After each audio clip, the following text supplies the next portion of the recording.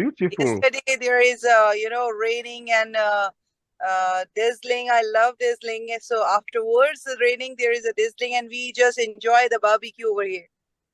Oh, beautiful. Beautiful. Just enjoy yourself. Yeah, Right. Have a very pleasant trip. I'm the Uh, I think the GSLSN is becoming a big family now because we have migrated from being the network to a big community now, a big family. Thank you so much. Thank you. So we are going to open up the session today, and like I said, what we are actually discussing is health sustainability triangle, and that has to do with the human being, the environment, and also the microbes, the microorganisms. We have opened up this very session last week, and there are a lot of things that have been said and repeated, and we are aware of so many things even that we were not conscious of before. Though nobody is actually innocent from this very knowledge, we are all seeking to know more from the professionals, because only the professionals can actually say what is right and what is wrong. We may be guessing, but from them, we know the actual realities and how to actually make our actions appropriately to ensure that we are aligning our actions, our thoughts, our education, our presentations, our awareness raising campaign, and all the things we are doing in sustainability. We are well informed on how to do it when we hear and when we learn from the professionals. That has been what we are trying to do. And to open the session today, I'm going to open the mic of Professor Femi Ajayi to open the session today as a continuation of the last week discussions. Prof. Thank you so very much. That's right. Thank you so very much, Dr. Adebisi. And let me welcome Professor Yusuf after a fairly long period of time, and Chef Tina, who has been with us ever since we start this series, and Zainab Bazan, Anisat. We also welcome Latifat, Akibu, and Ridwan, that is Zainab Bazan.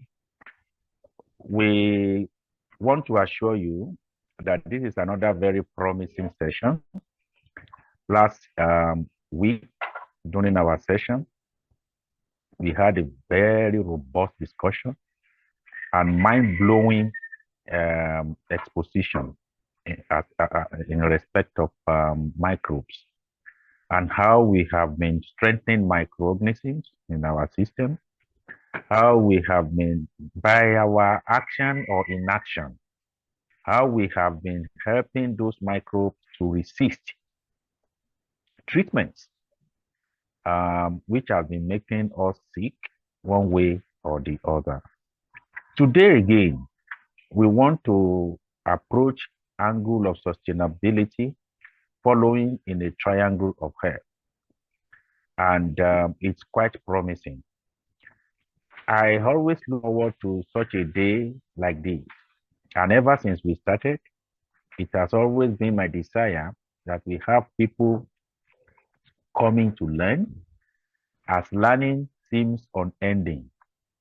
And our team, our network is growing very fast. And kudos to Dr. Sahid Adebisi, who has been up and doing. And he gives us information.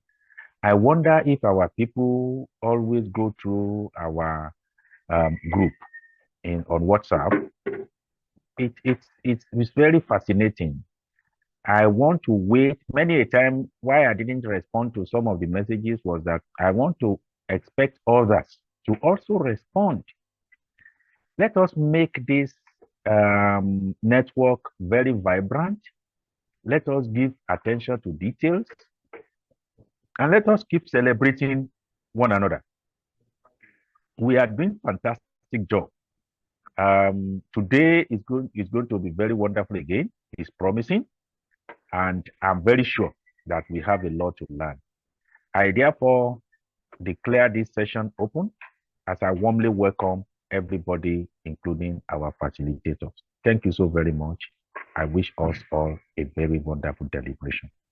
Thank you so much, our dear Prof. Sir. And yes, before we go into the presentation of today, I would like to call on the Chef Zanib Azan or Chevina Shoaib to give us the recap of what happened last week, what the presentation was about last week, so that we are going to have the background knowledge of what we are expecting today.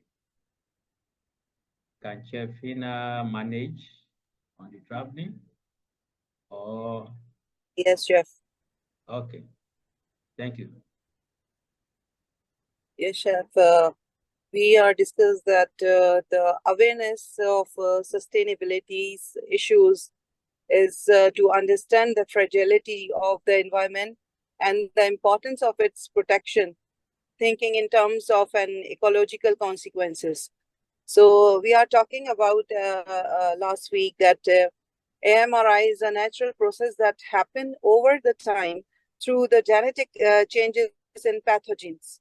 So its emergence and spread is accelerated by the human activity, mainly the misuse and overuse of the antimicrobial to treat, the prevent or control the infection of in humans and animals. And if you're talking about the plants, so the I think the antimicrobial resistance AMR is the occurs when the germs like bacteria, virus, or fungus that they cause the infection.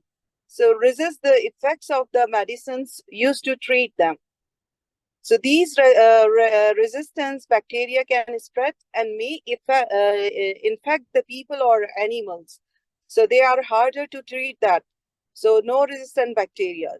So all types of microbes can develop the drug resistance.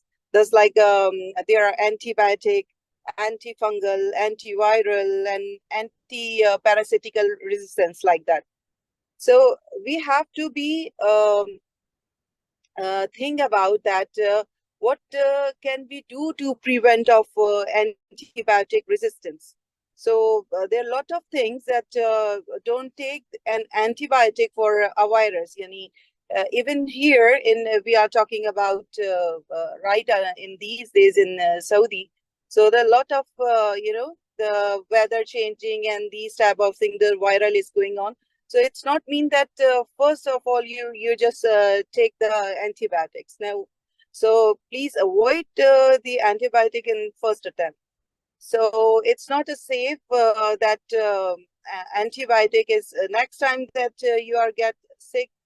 So just try to skip this. Or whenever you are in severe condition and you are taking this drug, so have to be complete the course. Otherwise the bacteria, the circle of the bacteria, the chain of that bacteria is in the middle. If you took 2 or 3 days and this change is breakdown, so it's come again, regenerated. So I think so that if you're talking about the environment, the environmental health is the branch of the public health concerned with all aspects of the natural and built environmental affecting human health to effectively control the factors that may affect the health. The requirements that must be met to create a healthy environment so must be determined. So environmental health, the centers and the relationship between people and their environment, when the people are exposed to hazard like polluted air and lead in their drinking water, so they can develop the serious condition such as asthma, heart disease, and cancer and dementia, these type of the things. So must be that the clean air, stable the climate, adequate water, sanitation and hygiene, safe use of chemicals. So protection from the radiations. So healthy and safe workplaces, sound agriculture practices, health supportive cities and built environments. So it's preserve the nature or all the prerequisites for the good health. So I think these things we are discussed the last week. What do you say, Dr. Saeed? Over Wonderful. to you. Please let us appreciate Chef Ina for that very wonderful recap, very comprehensive, as if he's making a presentation on it. Let us show our reaction box, our reaction something. Let us show appreciation. Let us show appreciation for Chef Ina. Thank you so very much for that very wonderful recap. You're welcome.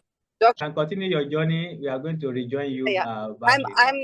listening to people. I'm with you. I'm hearing everything. Yeah. But inshallah, I will continue to you. Yeah. Thank you so much. And safe movement. You're welcome. Yeah, safe movement. So today we are going to the presentation of a case study on AMR, that is antimicrobial resistance, trends in human population, and it's going to be presented by Adebisi and Esa. Yes, you can have the floor now, our guest speaker. Good morning, facilitator, Dr. Saeed Adebisi. Good morning, sir and mass. Good morning, everyone.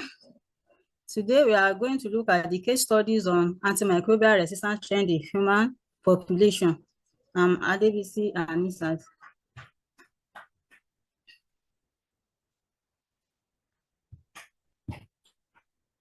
Introduction.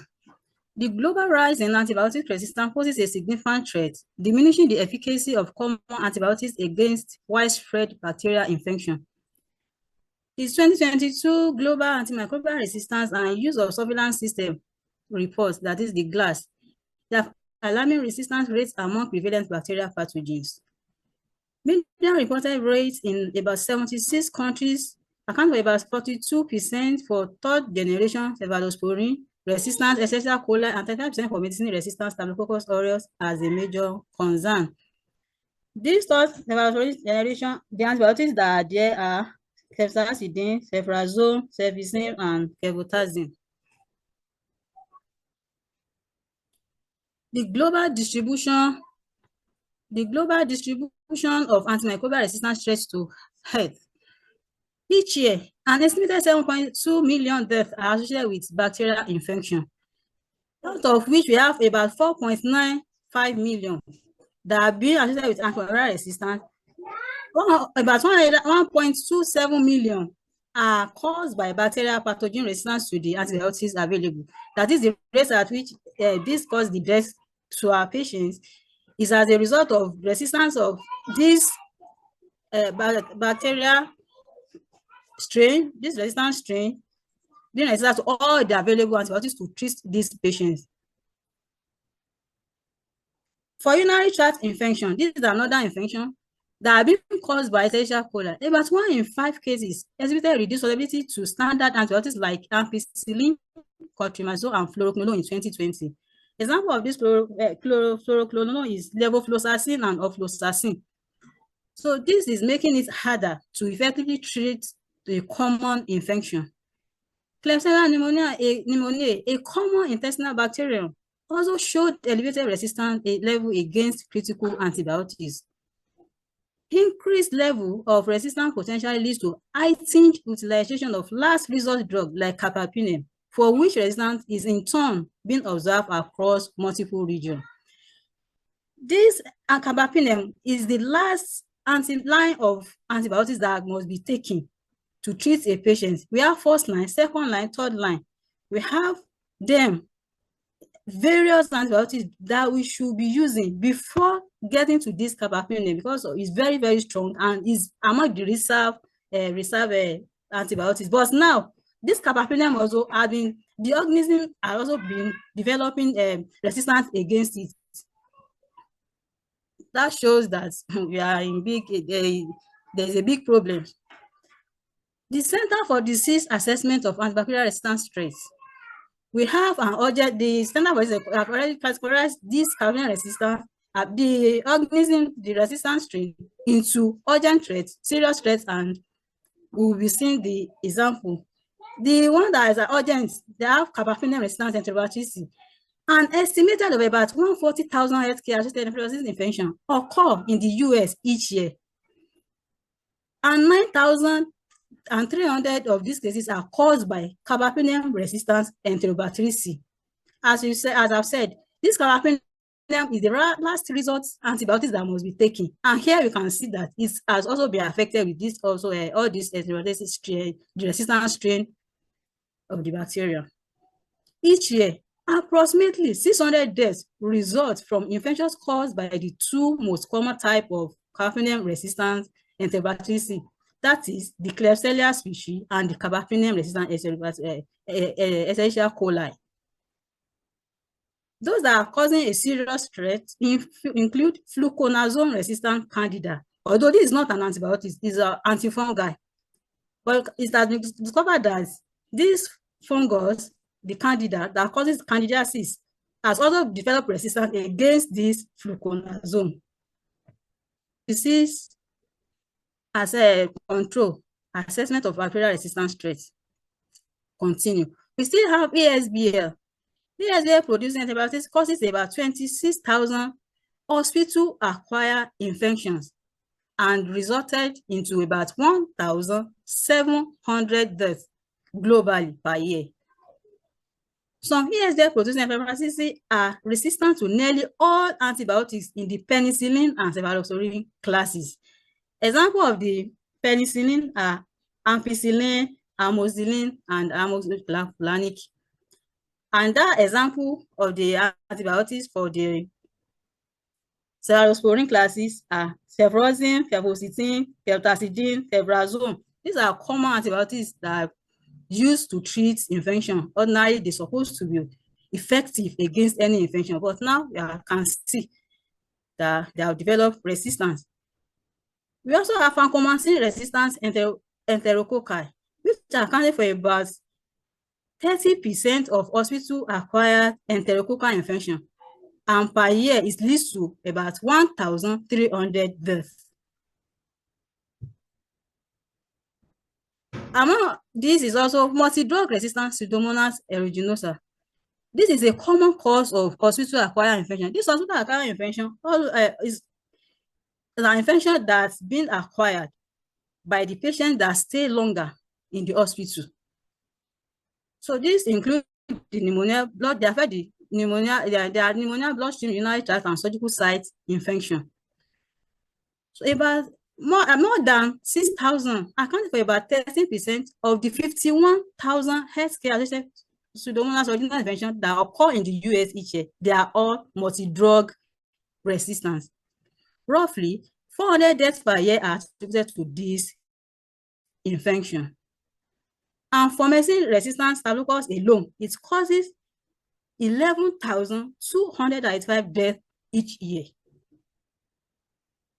This is just the graphic representation of what I've discussed. And the most common, according to WHO and the CDC, they said this 29% of Escherichia coli infection are resistant to third-generation cephalosporin, while 30% of Klebsiella pneumoniae infection are resistant to carbapenem. Antimicrobial resistance in specific population. 34% of Escherichia coli infection resistant to third-generation cephalosporin affecting the children each year, according to WHO. In our elderly, we have 49% of Escherichia infection resistance to fluoroquinolone. An example of this fluoroquinolone are ciprofloxacin, levofloxacin, and ofloxacin. You can see that they are posing a lot of threats to the global health. Antimicrobial resistance trend in Africa and Nigeria. Coming down to Africa and Nigeria now, we have about 35.6% prevalence of antimicrobial resistance in Africa alone, ranging from within 14.1% to about 63.2%.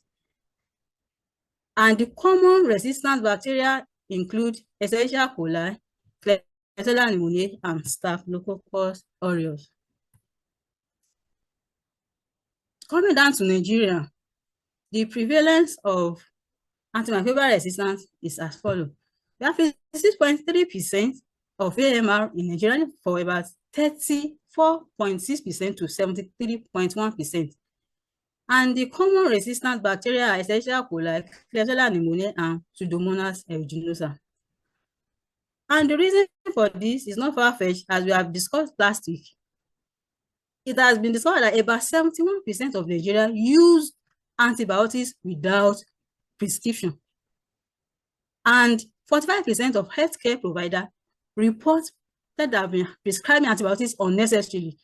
When you were opening the session, you said that it's only healthcare professionals that can tell us what to do and what not to do. But here, the study have let us know that the healthcare professionals are also contributing to this antimicrobial drug resistance. Now, to buttress this further, there was a project that was carried out, the research among the healthcare professionals from 6 geopolitical zones involving each state. They pick a state in each of the geopolitical zones, and here is the result. This was done through the questionnaire. So we have the expert that have good knowledge of this antimicrobial resistance, that they know that it exists. So about 49.2% of the healthcare professional knows this, while 50.8% does not even know. They don't even know at all. They don't have the knowledge of antimicrobial resistance. Now, the people that are now having the knowledge, they still go ahead and prescribe. They say, how do they prescribe these antibiotics? We have them prescribing the antibiotics for common cold, account of about 29.9%, measles 24.6%, sore throat 49.4%. And when we look at these 3 infections, they are not bacterial infection, they are viral infection. But yes, we still go ahead and prescribe antibiotics to them, against them. Now, when they now took the percentage of the reason for prescribing these antibiotics, we have about 60% that said they were prescribing these antibiotics just to be on the safer side, while the 40% were like for other reasons. Now, to curtail this spreading of antibiotics, there is a strategy that should be adopted, that is delay antibiotics prescription strategy. So the 74.30% of these healthcare professionals, they rarely assess this, they rarely adopt, they rarely use this strategy. That is, they don't use it, they don't access it at all, because they said they want to be at the safer side, while just 25% follow this strategy. You can see that we are also culprits in this. Coming to the studies on urinary tract infection that was carried out in 2014 at Abeokuta, Nigeria. There is the multi-drug resistance of Escherichia coli isolates. It was discovered that this Escherichia coli developed resistance for most of the antibiotics that are first line and the second line of treatment, which include the tetracycline.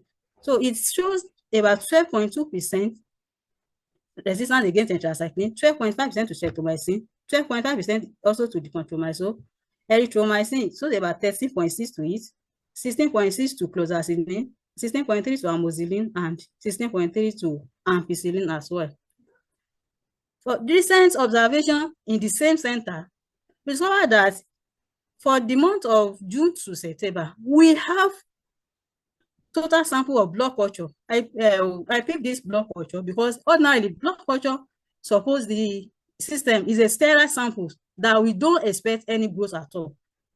But here, about 400 samples was received, of which they have 79 with microbial growth.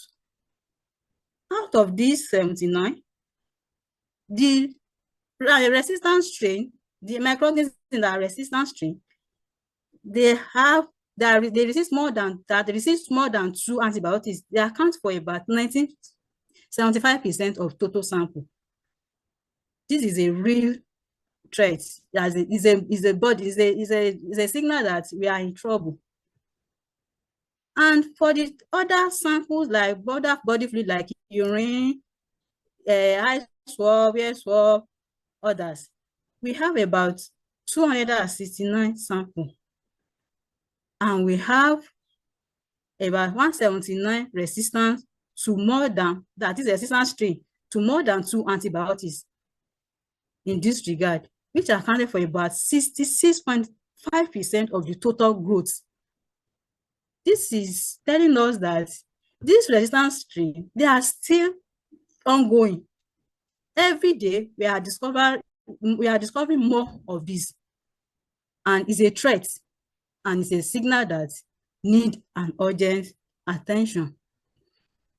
In conclusion, according to the highlighted case studies, it shows that antimicrobial resistance poses a significant threat to global health and needs an urgent intervention. Thank you for listening. Please let us appreciate our guest speaker for today. Let us give her a flower. Let us give her a flower. Let us give her a flower. Let us give her a flower.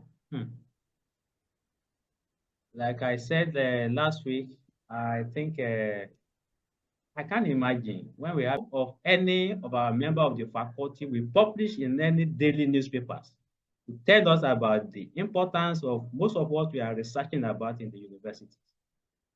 If not for this very kind of a forum or network, who will have the understanding of what is happening in the microbial world and the description of the antimicrobial resistance.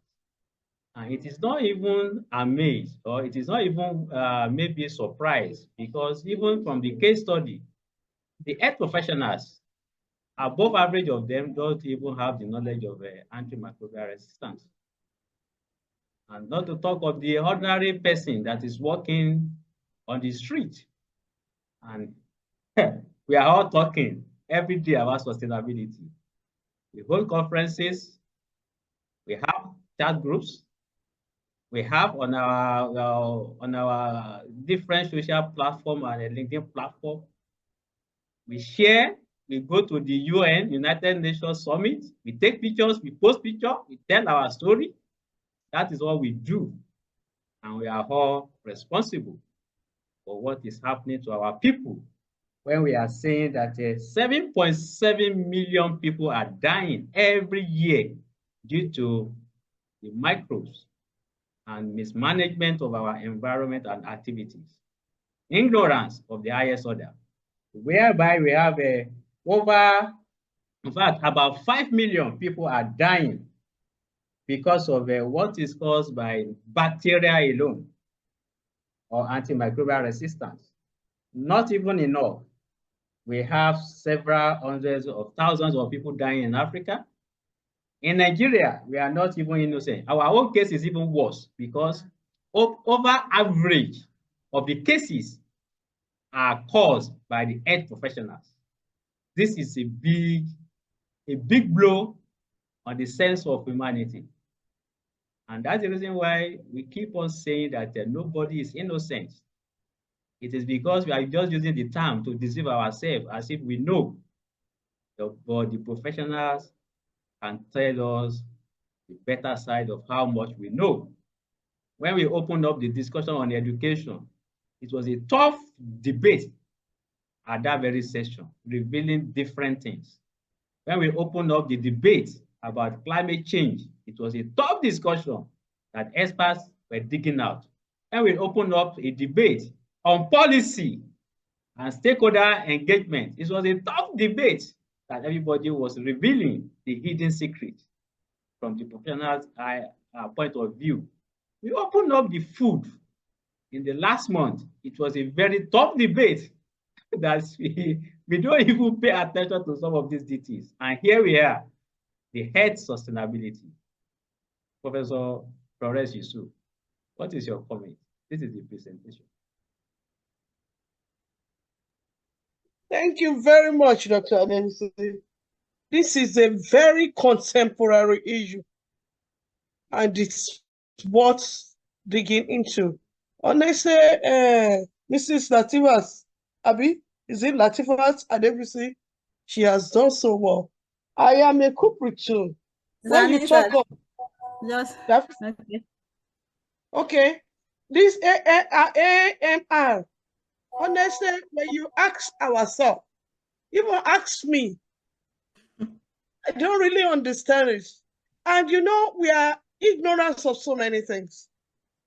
Like she said, all we talk about, you know, we do a lot of self-prescription, and we need to do something. Because unless we educate people, including myself, because in that area, I'm a novice. Unless, but when even people in the fields did not understand it, how do we go about it?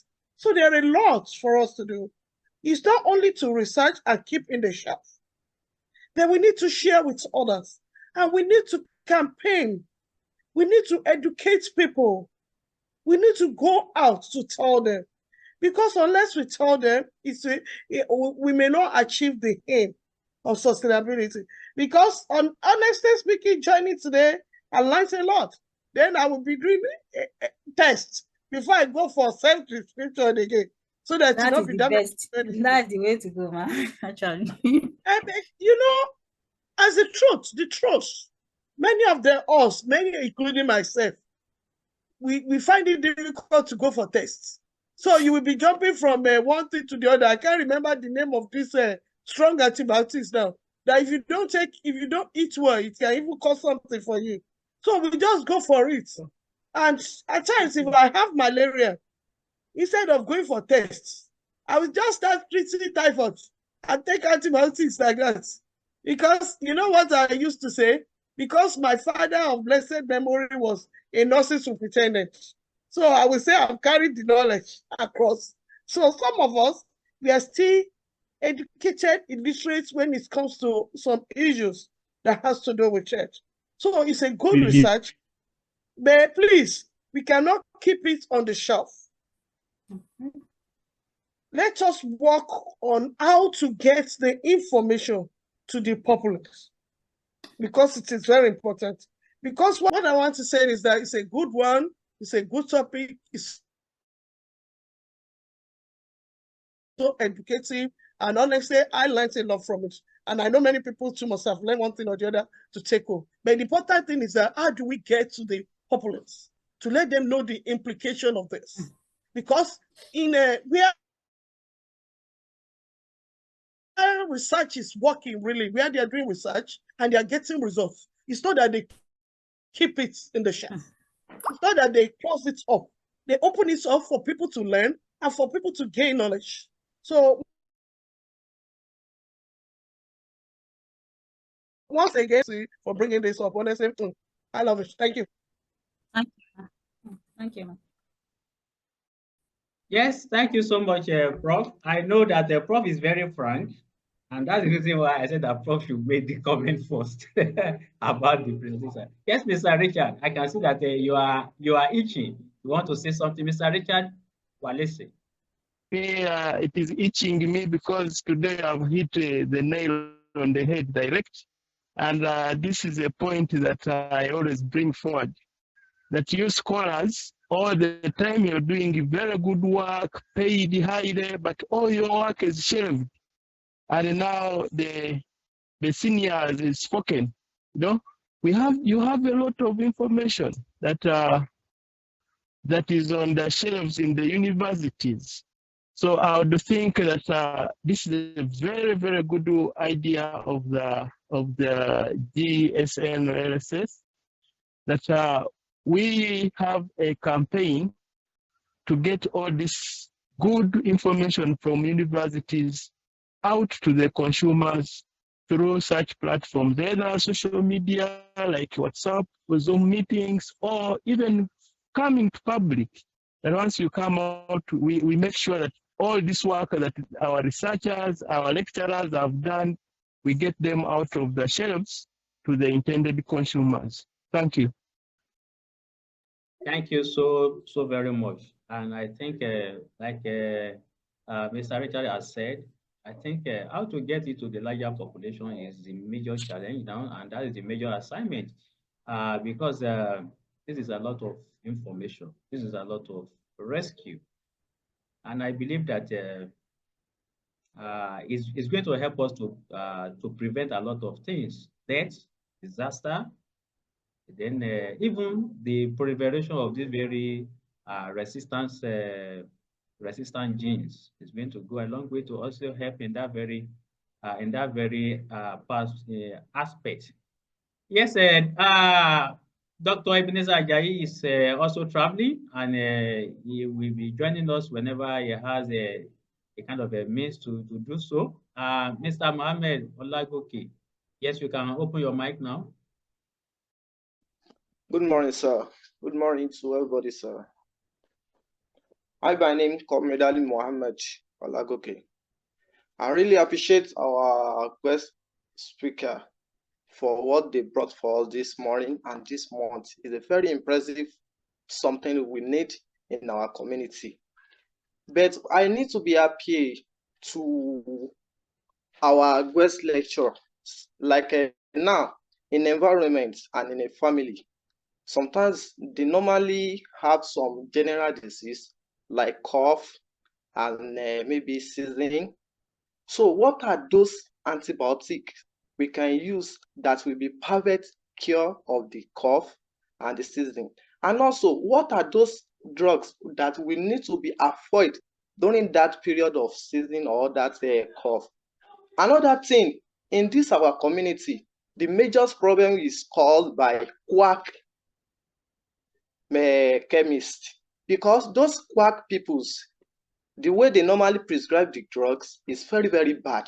How can we limit the population of the quack in our environment? Because all those quack now, there are some old father or old woman in our community, when they say that they have a body pain, some of those quack, they will just recommend tramadol for them. How do those get that tramadol for antibiotic or for body pain relief? And also, how can we take the steps of the treatment for the first aid in our family before we took to the hospital to make them to be saved or to make them to be taken care without taking the hospital? How can we make it to be eradicate all those way they normally used to kill us small rather than to reduce the population of human being? Thank you very much. Thank you, ma. That's a very complex one. If I understand what Comrade Mohammed is trying to say, I think it is a very complex one. First is about the season ailment that occurs in a family trend. I think that is very common. That is very, very common. That a family, maybe it is headache frequently coming, or it is maybe cold frequently coming, or malaria frequently coming, cough frequently coming. And those are the common things that happens within, even stomach, yes, stomach disturbance is also very common among the family trend. I think these are the, so how did they go about the treatment? And yes, what are the medication that they can adopt? Okay.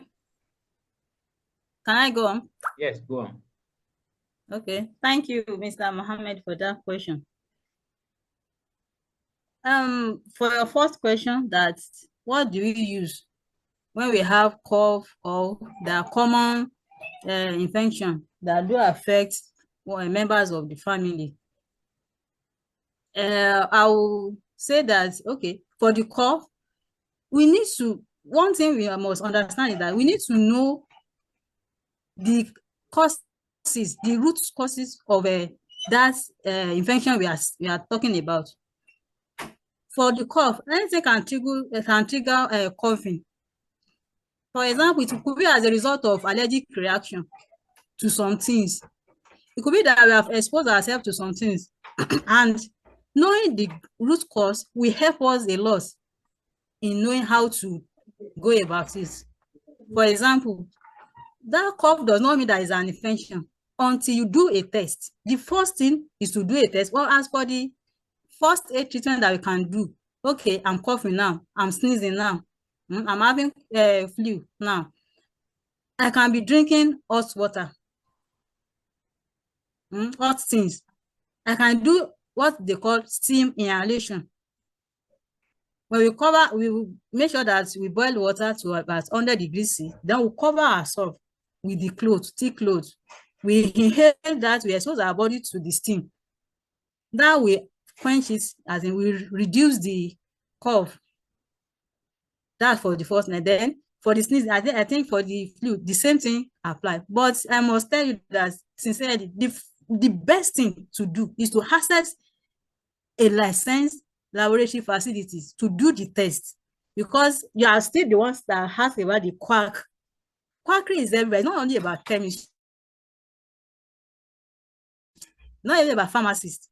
It's even in our profession as medical laboratory scientists. We have a lot of quack. In fact, everybody has now become healthcare professional without having license. And it's another angle that we should look at. In fact, we need to have that implementation of policy that will curtail all these issue of quack everywhere.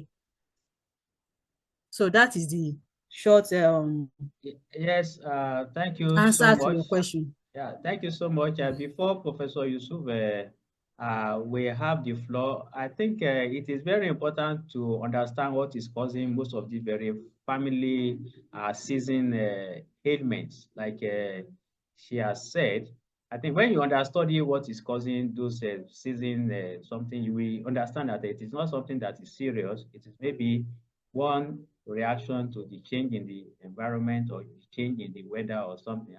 You should prepare yourself against it so that you will know how to adjust and you know the natural mechanism or adaptation that you are going to use to actually escape that very season. I think that is more important than taking the drug in an abusive way. Yes, Prof. Prof. Ma. Yes, sir. Thank you very much. I love Dr. Latifa's response. I mean, Mrs. Latifa, whatever it is. But I want to tell the person that asked question that you may think something is a family thing. It may just be because they are related together at that period, and when one person is having it, another person may catch it. But the important thing is the test first. Are you reacting to something? Is it an infection? So we should all just learn how to go for tests to establish the baseline information of what is causing what. And that will help us a lot. And the steamy thing, at least for the first thing, know the drug first. So after knowing the root cause, then the doctor will prescribe. So if we are getting it right, we will not have problem. But even we, the educated, illiterate in that sector, we are not getting it well. How do we talk to the more illiterate that are going to the quacks? That they will just say, I'm feeling pain. And part of what they will give them will be piritin for them to sleep off. And they will think the drugs are working well. So we have a lot to do on education, because it's ignorance that kills.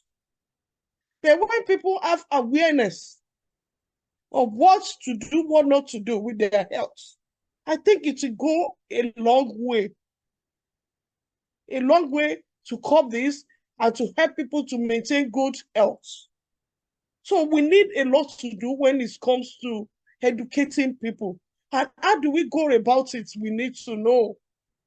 Because, we have more people outside there, the illiterates. And unless we devise a means of reaching out to them in the language they will understand, from the means where they will get it, we may not be able to achieve enough. So please, I want to encourage us that we need to do more about awareness. It is very, very important. So thank you very much. And I want to tell Auntie Latifa or Mrs. Latifa that your research will work in very well in our conference. We can put it like a poster on everything, on any form to educate people. We need such. Everybody needs it at different levels. Thank you very much. Thank you, dear Prof. And something used to happen because today is for case studies. Whenever I see my kids or my children trying to sneeze, which is an instantaneous reaction, what I ask them to do first is to go and wash their hands, wash their face, and blow their nose, and the thing will stop. I think it is little observation like this that can go a long way. And how often do we clean our house? We are so busy, or we have somebody to clean it for us. Are they actually doing the thorough cleaning that can make us free from germs? So these are the questions we need to ask ourselves. Our kitchen, our living room, our guest room, our gates. Who are those people opening the gates for us? Are we trusting the gates as it is clean? Are we cleaning the gates? Are we cleaning the doors, the door handles? These are the small areas that we are in contact with most of these very germs. So going forward, there is a question I need to ask before we take more reactions from our member guests from other part of the country or other part of the world. We have a question here. Hospital-acquired infection. It's a big, because when the speaker struck that area, I pause. As we have 53 or something percentage of most of these very cases coming from hospital-acquired infections. It signals something to me that even within the hospital, you are not safe. In fact, if you are not sick before, if you go to the hospital, there is a tendency that you will sick after you have left that very hospital. That was where my brain rang. That something is wrong. The next thing I discovered was that even the quackery is not only in the chemist, the street chemist, even the doctors, we have quack among them. It doesn't matter whether you are trained, you are not trained. I think it is the level of education and level of awareness and level of how you have trained yourself in this very case or case by case. And I think Dr. Ebenezer actually commented a long observation as his own contribution to this very session. He said that the AMR is a very serious case. There is increased exposure to antibiotics. That is a very serious case. Lifestyle and social factors contributed to it, and also limited awareness and education contributed to it. Despite that, they are saying that we are raising awareness. There is still a case of no awareness and also the need for more education. Compromised immune system.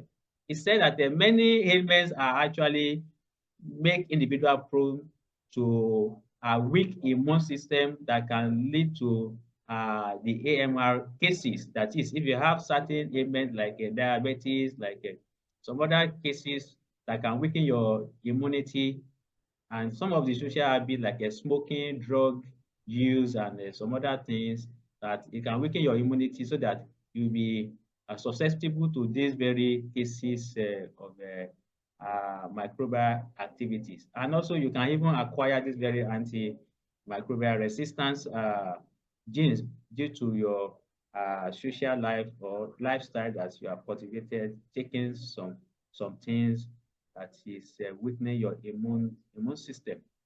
Yes, having said that, from Dr. Ebenezer, I'd like our speaker to talk about hospital-acquired infection. How serious is this case, and what is this all about? Acquired infection is also known as nosocomial. I think people are familiar with that name. Nosocomial infection. So they are the infection that can be acquired when you stay long in the hospital, as I've said. And the causes is not far-fetched. As we have said last week during the first session, mostly is due to poor infection control. Like it could be from the parent, the relative, patient relative angle, and it could be from the health professional themselves. The causes include maybe poor hand hygiene. You said it. Poor hand hygiene. If you don't clean yourself every time, it's a slogan. Every time you must clean yourself. If I touch a patient now, we have different patients in the hospital, and they come with their different disease, infection. If I attend to a patient now, and I not clean myself very well, maybe my hand, I still use the hand to touch another patient. Definitely, I've already transferred the infection from that patient to the other one, another one, because that person already, immune system is not working well. Easily, it will get contacted, especially when you have a communicable disease. It's easily spread. And inadequate provision of all this healthcare system is also part of it. In a group, in a ward that we're supposed to have like 3 or 4 patients, we are having 10, we are having 20, we are even having 30.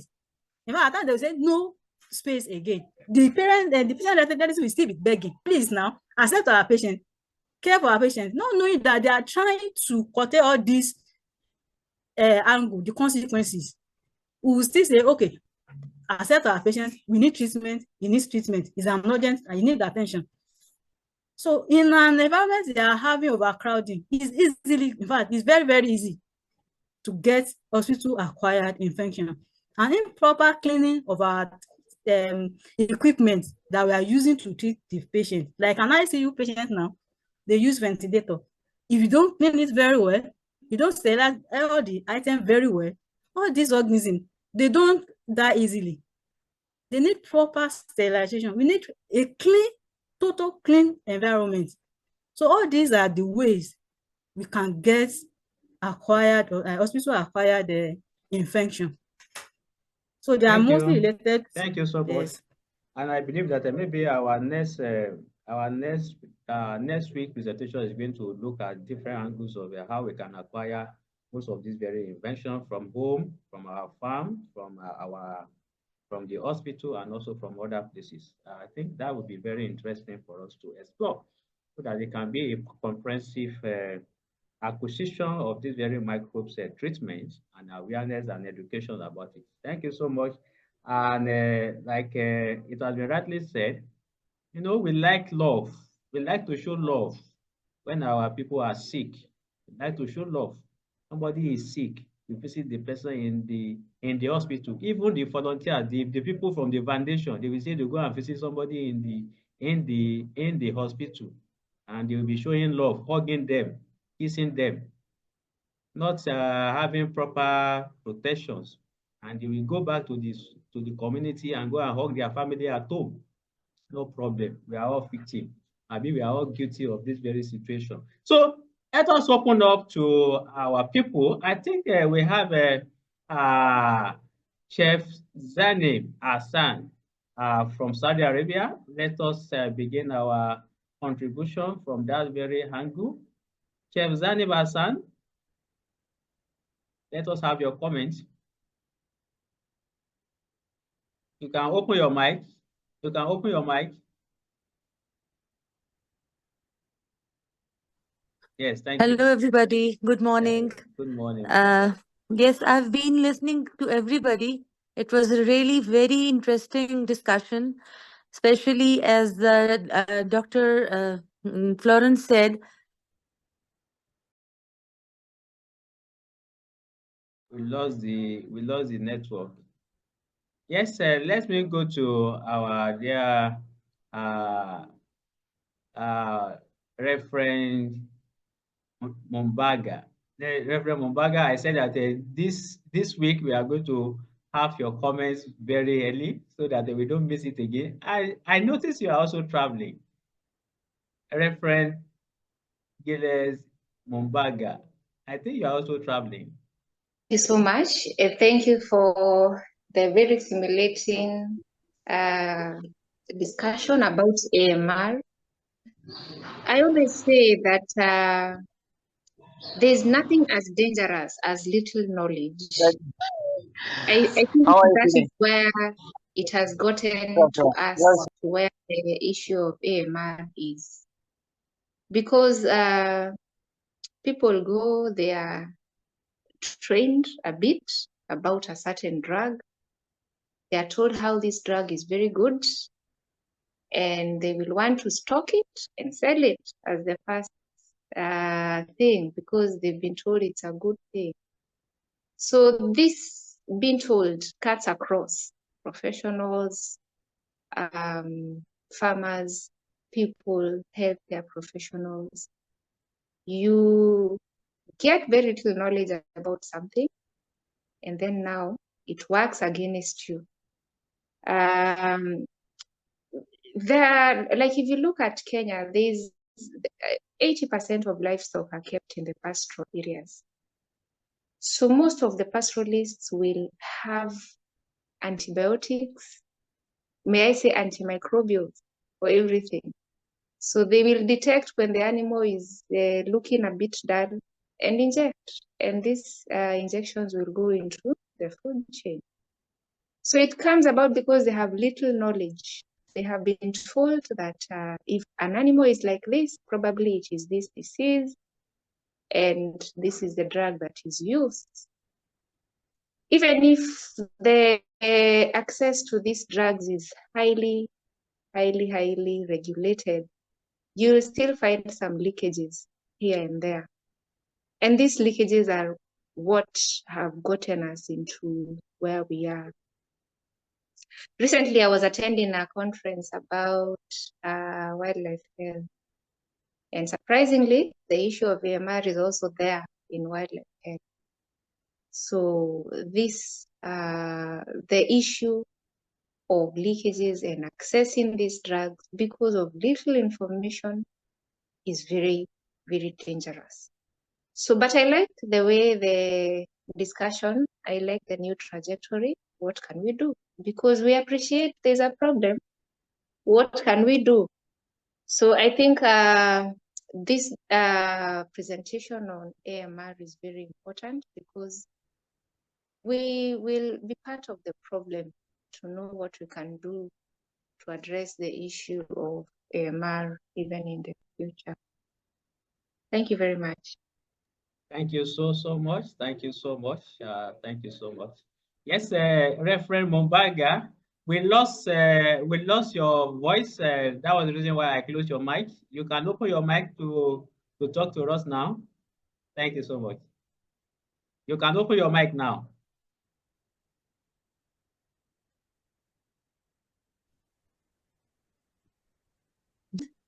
And I would like to say that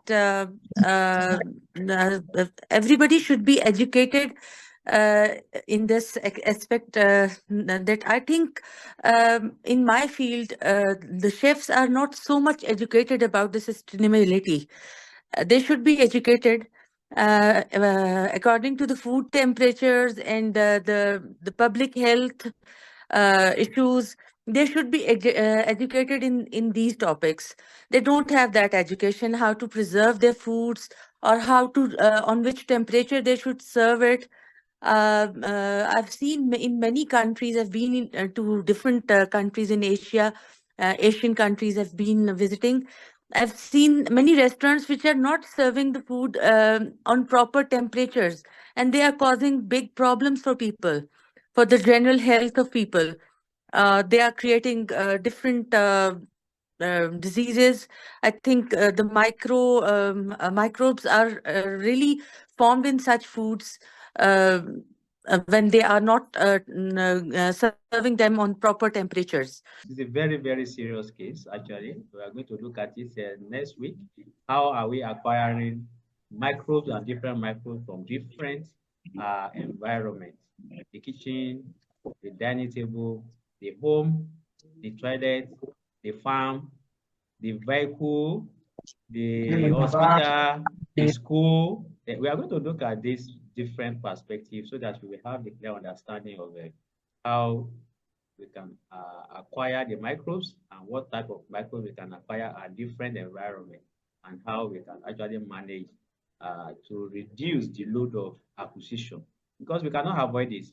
We will always have the contact, but we can reduce the load of how we are actually acquiring them. Thank you so much, Chef Zani. Yes, Reverend Mumbaga. Reverend Mumbaga, please open your mic now. Your mic is not open. Open your mic. Yes, we can hear you now. It's open. It's open. Yes. Go on now. Open. Good morning, Doc. Good morning, Doc. Good All morning. right. Good morning, Doc, and good morning, everyone. Good morning. Thank you very much. Thank you. Thank you. Thank you. I think we are having a very good and very educative topic, and I can testify that I think I'm one of the victims. More especially, let me talk of hospital infections. I think I'm one of the victims, though I have not yet contracted anything like any infections, but I think I've been so negligent in the past years. So take for instance, like I normally take my pastoral in hospitals. Right now I'm at the hospital, and most of the times I visit these wards, and without maybe using proper PPE like gloves and the like, I find myself like touching a patient, praying for that patient. After that, without even covering my hands and all that. But deep down, I know that I think I may get infected at some point. So it's a negligence to myself, and I think we need to sensitize the public on that, because it's very risky. And if I am infected, then I shake another person, then that person is also infected, another person will be infected and all that, then I'm spreading that disease or that infection. So we need also to engage I think the public health agencies and the ministries of health, I think, and other ministries involved, so that even our nurses and our doctors, I think they should be going for refresher courses, because it's not always that they are protected. Sometimes you may find that in the hospital they're asking a patient or somebody nursing a patient to go and buy these gloves outside. They don't know even how safe they were kept and all that. Okay, so again, maybe it has some holes and all that. They are using it, and somebody or a nurse may be infected. So I think we need to sensitize the public on these forums. We need to engage the government and the ministries involved and other agencies. I think that will help us reduce other infections, like hospital infections that we contract. So I think that's my contribution on that. And also on last week, or was it last week, I didn't contribute, but it was a very good topic on how to keep food. And I think we shouldn't be taking cold food, or rather preserving. As I can testify, like nowadays here in Zambia, we're having a challenge of electricity due to very long drought spell that we have encountered. And in most areas, electricity has become a challenge. So people now are just getting food that they can just prepare here and there. You prepare and eat, you consume. You get it from the market, you prepare and you eat. So preservation now is not as it was in the previous time. So we should also encourage that, so that we reduce again other diseases that are coming maybe just out of our negligence, or because we want to preserve, and do that and that. So I think that is my contribution for now. We should but find the solution on how to engage these agencies on how to contract the infections, and even the public on how to preserve food or not to preserve food. I think alternatives should be there. On maybe I prepare today, in the afternoon, this evening I eat, not to preserve up to until 2 days, 3 days, and all that. I think that is not acceptable. It is causing many problems, health problems that we are encountering today, and in the modern world. Thank you very much. That's hello. Thank you so much, Reverend Mumbaga. And I thank you most sincerely for being honest, and from the perspective where you actually enter. As a referent, I used to visit people that are in the hospital, and also in some other healthcare homes. And I think majority of us are actually guilty of most of these cases, and we have all accepted. And because we are honest to ourselves, and also prepared to actually take action on all these issues that we have been able to discover through our professional discussions. So thank you so much, Reverend Mumbaga. We are going to actually communicate what the line of action is going to be, because we are developing a project from this very session, like we have done for others that we have had discussion about. Yes, going forward, I think we have, is it Dr. or Mrs. Adejoke? Can you talk to us? Then, yes, we have Dr. Onkumbli. Dr. Onkumbli, how are you doing? It's been interesting. Greetings to everyone. Yeah, thank you. You are welcome back. Thank you so much, sir. So do you have any comments for the session? Okay. Talking about, even though I joined in late, just at the question, during the question and answer session, I was able to pick a few things actually. Talking about antimicrobial resistance, from my perspective as a radiographer who works in radiology and conducts research in this area, at times one may wonder whether there's any connection between antimicrobial resistance and the practice of radiation medicine. One thing I tell people that we are all interconnected, and talking about radiation is a fact of life. Where we grow our crops, the photosynthesis from the crops is where all life forms as well evolve.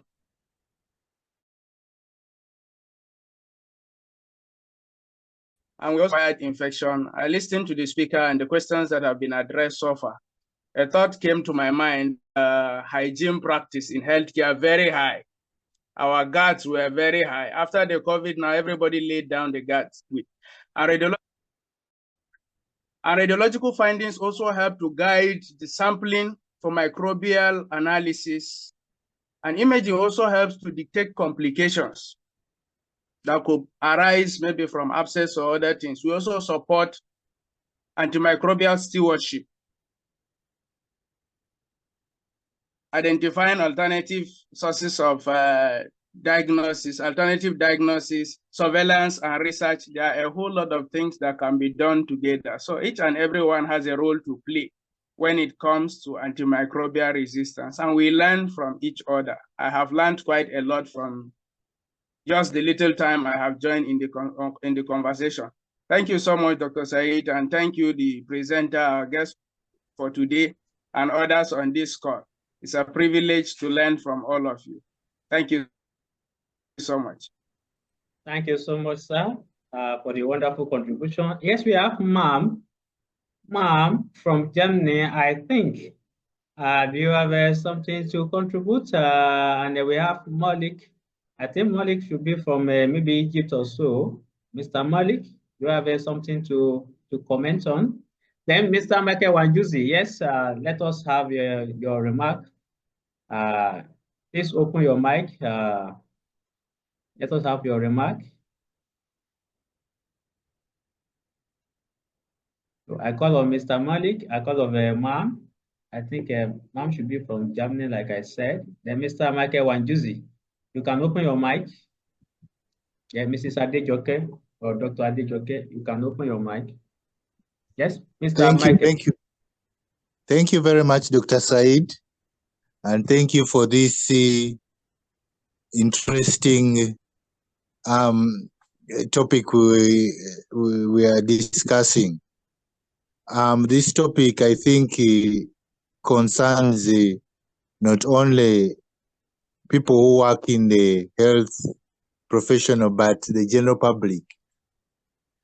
And these infections can be avoided if we are well informed on ways of how to, to ways of how to avoid them. After listening to what the presenter has been presenting, one thing that came into my mind was there's this sanitizer which has been being used during the COVID.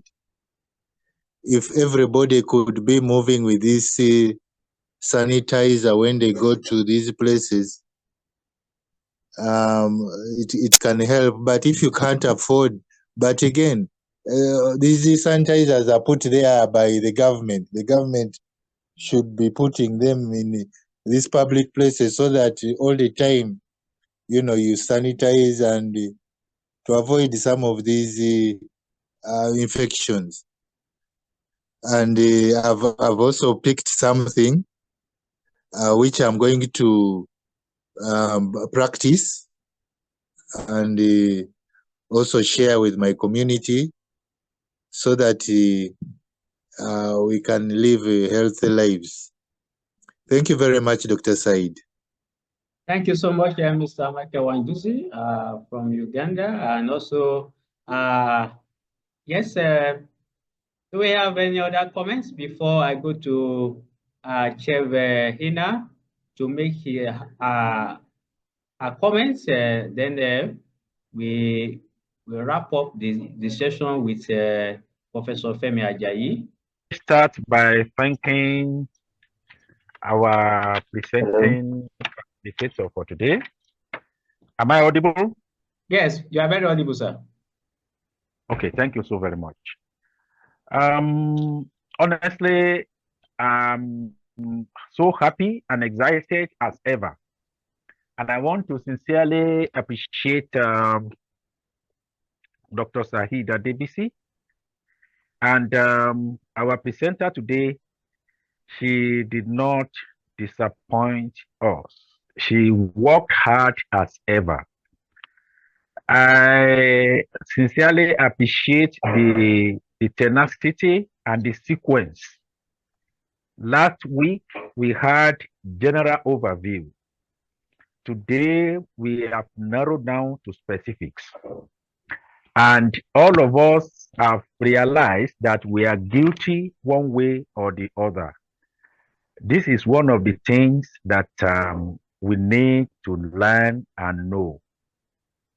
People that are not coming to this network meeting of Saturdays where we learn, unlearn, and relearn, they are really missing a lot. Because we are yet to have grants with which to go to the public. I know there are organizations that have grants. Most of the time, those ones that are doing political campaign to say that people should not be violent, people should not. This one is so important that I want to assure our participants, our members, that GSSLN will package a proposal for advocacy. that we are going to push for advocacy through the various available radio stations, FM, that can be listened to globally. I think nowadays even radios in Nigeria can be listened to globally. We are going to package a proposal. If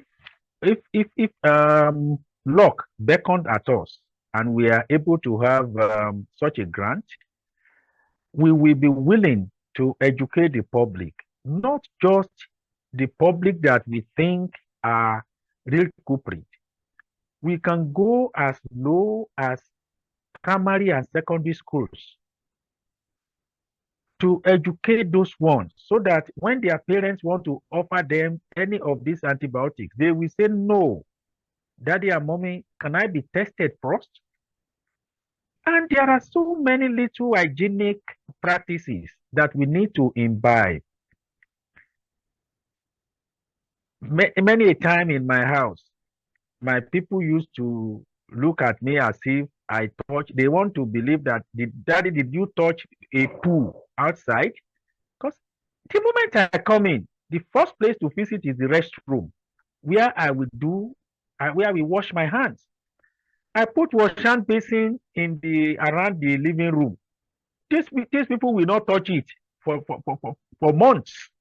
And I begin to wonder, this hand washing that I am doing is because I cherish my hair. And many a time, like Dr. Said said, we only need to teach little first aid. Wash your hands, rinse your face, clean up, maintain a good hygiene. And many of us, it's only in this part of the world that we want to visit people uninvited. Even we want to visit people in the hospital because they are expecting us for just no reason. They have no reason to expect us, because the moment you are in hospital, you are hospitalized, you are to rest.